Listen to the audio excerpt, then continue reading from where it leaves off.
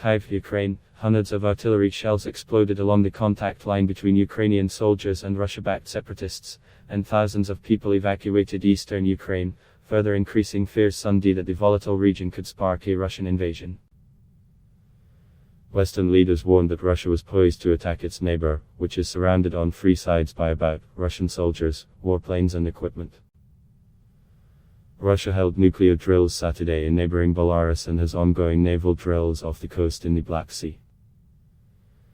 The United States and many European countries have alleged for months that Russia is trying to create pretexts to invade. They have threatened massive, immediate sanctions if it does. Ukrainian President Volodymyr Zelensky called on Russian President Vladimir Putin to choose a place to meet where the two leaders could meet to try to resolve the crisis. Ukraine will continue to follow only the diplomatic path for the sake of a peaceful settlement, Zelensky said Saturday at the Munich Security Conference. There was no immediate response from the Kremlin. Zelensky spoke hours after separatist leaders in eastern Ukraine ordered a full military mobilization and sent more civilians to Russia, which has issued about passports to residents of the rebel-held territories. Claims that Russian citizens are being endangered might be used as justification for military action. In new signs of fears that a war could start within days, Germany and Austria told their citizens to leave Ukraine. German air carrier Lufthansa cancelled flights to the capital, KYIV, and to Odessa, a Black Sea port that could be a key target in an invasion. NATO's liaison office in KYIV said it was relocating staff to Brussels and to the western Ukraine city of Lviv. Baron Koilingen are now poised to strike, as Defense Secretary Lloyd Austin said Saturday of Russia's readiness to launch an attack. As President Joe Biden said late Friday that based on the latest American intelligence, he was now convinced that Putin has decided to invade Ukraine in coming days and assault the capital. US military officials said an estimated 40% to 50% of those ground forces have moved into attack positions closer to the border. The official, who spoke on condition of anonymity to discuss internal U.S.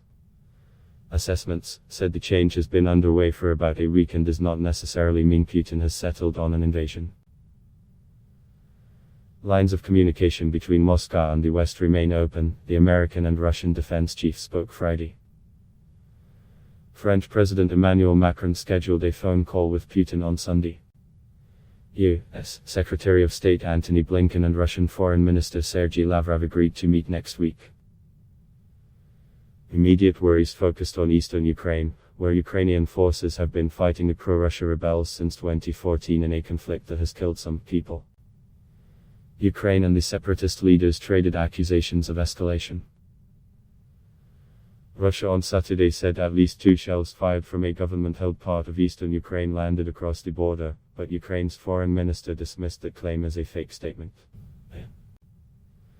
Top Ukrainian military officials came under a shelling attack during a tour of the front of the nearly 8-year separatist conflict in eastern Ukraine. The officials fled to a bomb shelter before hustling from the area, according to an Associated Press journalist who was on the tour. Elsewhere on the front lines, Ukrainian soldiers said they were under orders not to return fire. Zahar Leshishin, peering into the distance with a periscope, had followed the news all day from a trench where he is posted near the town of Zalot. Right now, we don't respond to their fire because... The soldier started to explain before being interrupted by the sound of an incoming shell. They're shooting at us now. They're aiming at the command post. Sporadic violence has broken out for years along the line separating Ukrainian forces from the Russia-backed separatists, but the spike seen in recent days is orders of magnitude higher than anything recently recorded by international monitors, nearly explosions recorded in 24 hours. Ursula von der Leyen, the president of the EU's Executive Commission, said Russian access to financial markets and high-tech goods would be sharply limited under Western sanctions being prepared in case of a Russian attack. The Kremlin's dangerous thinking, which comes straight out of a dark past, may cost Russia a prosperous future, von der Leyen said. Denis Pushilin, the head of the pro-Russia separatist government in Ukraine's Donetsk region, cited an immediate threat of aggressions from Ukrainian forces in his announcement of a call to arms. Ukrainian officials vehemently denied having plans to take rebel-controlled areas by force. I appeal to all the men in the Republic who can hold weapons to defend their families, their children, wives, mothers, Pushilin said. I target that we will achieve the coveted victory that we all need. A similar statement followed from his counterpart in the Luhansk region.